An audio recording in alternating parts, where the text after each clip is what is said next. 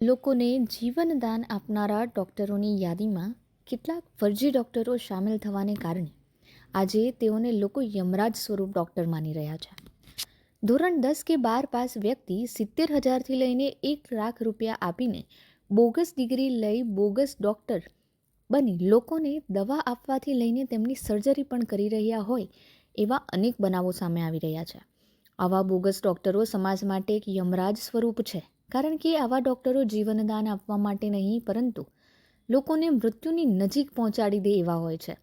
આવા સમયે લોકોએ સચેત થઈને જે તે ડૉક્ટરની ડિગ્રી અને તેમની પ્રેક્ટિસ વિશે ખરાઈ કરવાની જરૂર છે. આજે અમે તમને આ આર્ટિકલમાં જણાવીશું કે કઈ રીતે ડૉક્ટર અસલી છે કે નકલી તે જાણી શકાય, તેમજ તેમના ક્લિનિક કે હોસ્પિટલમાં ફરજિયાતપણે લગાવવી પડતી ડિગ્રી સાચી છે કે ખોટી તે જાણી શકાય. હું doctor Vinesh Shah, medico legal consultant અને vice president of Indian medical association Surat. ત્યારે હાલમાં જે બોગસ તબીબોના પ્રકરણ વિશે આપણે જાહેર જનતાને જે મીડિયા થકી ખબર પડે છે, જાહેર જનતાને એટલું કહેવા માંગુ કે આ બોગસ તબીબોથી દૂર રહેવું જોઈએ અને બધાએ જનજાગૃતિ લાવવી જોઈએ. હવે સવાલ એ રહ્યો છે કે બોગસ તબીબ ખબર કેવી રીતે પડશે? આ બહુ મોટો સવાલ છે. આમ જનતાને, સામાન્ય જનતાને બોગસ તબીબ ઓળખવું ખૂબ જ મુશ્કેલ છે. તો એટલું ધ્યાન રાખો કે જ્યારે બી તમે કોઈ પણ ક્લિનિકમાં પ્રવેશ કરો ત્યારે ક્લિનિકમાં એમના સર્ટિફિકેટ સામાન્ય રીતે એને ફરજિયાતપણે એના ક્લિનિક પર લગાવવા જરૂરી છે. જેવી રીતે કે એનું ડિગ્રી સર્ટિફિકેટ, એમના રજિસ્ટ્રેશન સર્ટિફિકેટ, ડિગ્રી સર્ટિફિકેટમાં MBBS છે, BAMS છે, BHMS છે, તથા એમને સંલગ્ન કાઉન્સિલ એટલે Gujarat medical council, homeopathy council કે આયુર્વેદિક કાઉન્સિલ કે જે કાઉન્સિલના મેમ્બર હોય તેનો રજિસ્ટ્રેશન નંબર જે તે કાઉન્સિલે આપેલો અને જે તે કાઉન્સિલનું સર્ટિફિકેટ આપેલું, એ સર્ટિફિકેટ અને ડિગ્રી બંને લગાવવી ફરજિયાત છે. નકલી ઇન્કમ ટેક્સ અધિકારી, નકલી ઈડી અધિકારી, નકલી કોર્ટ, નકલી જજ, નકલી બેંક, નકલી દવા અને નકલી હોસ્પિટલ બાદ હવે નકલી ડૉક્ટરોનો તો જાણે રાફડો ફાટ્યો છે.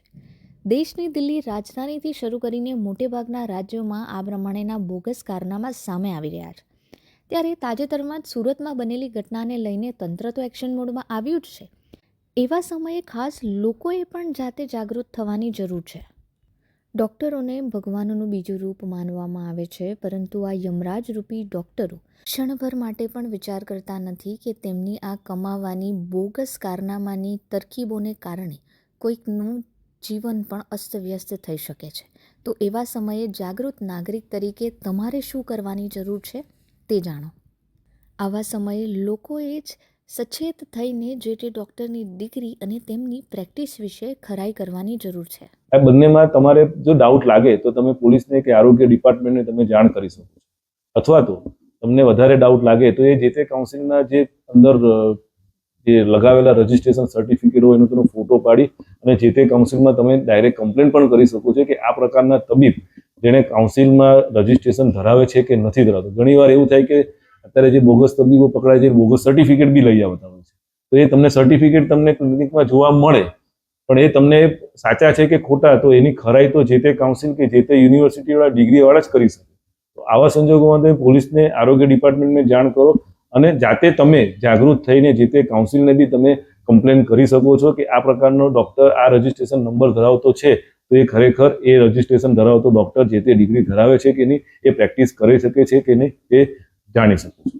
સુરત પાંડેસરાની બોગસ હોસ્પિટલની ઘટનામાં જ્યારે પોલીસ દ્વારા આગળ તપાસ કરવામાં આવી ત્યારે ડીસીપી વિજયસિંહ ગુજરે જણાવ્યું હતું કે 3 અલગ અલગ ડૉક્ટરોના ક્લિનિક પર તપાસ કરવામાં આવી હતી, જેમની પાસેથી BEMS એટલે કે bachelor of electro homeopathy medical સાયન્સનું સર્ટિફિકેટ તેમના દ્વારા રજૂ કરવામાં આવ્યું હતું, જે ગુજરાત સરકાર દ્વારા માન્ય નથી અને આરોગ્ય વિભાગના મતે આ ડિગ્રી બોગસ ડિગ્રી છે.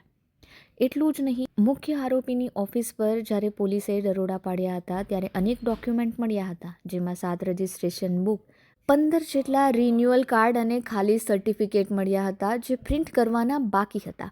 વિવિધ પ્રકારના બોગસ સર્ટિફિकेटની ઝેરોક્સ પણ મળી આવી હતી. फर्जी डॉक्टर हैं जो बिना डिग्री के या गलत डिग्री के साथ में प्रैक्टिस करते हैं, उनके लिए इन्फॉर्मेशन मिला कि पांडेसरा पुलिस स्टेशन विस्तार में 3 डॉक्टर के बारे में इन्फॉर्मेशन मिला कि वो उनकी डिग्री फर्जी है और यहाँ पे वो एलोपैथिक दवाओं की प्रैक्टिस कर रहे हैं. आरोग्य की टीम के साथ में इनके यहाँ पे पुलिस की टीम गई और जब इनकी डिग्रियों की मांगी गई इनसे डिग्री, तो इन तीनों ने BE MS की degree bachelor of electro homeopathy medical science, इसका एक सर्टिफिकेट दिया। और इसका फुल फॉर्म उन्होंने अपने हिसाब से बताया कि ये सर BEMS जो है वो basic of electro homeopathic medical science है।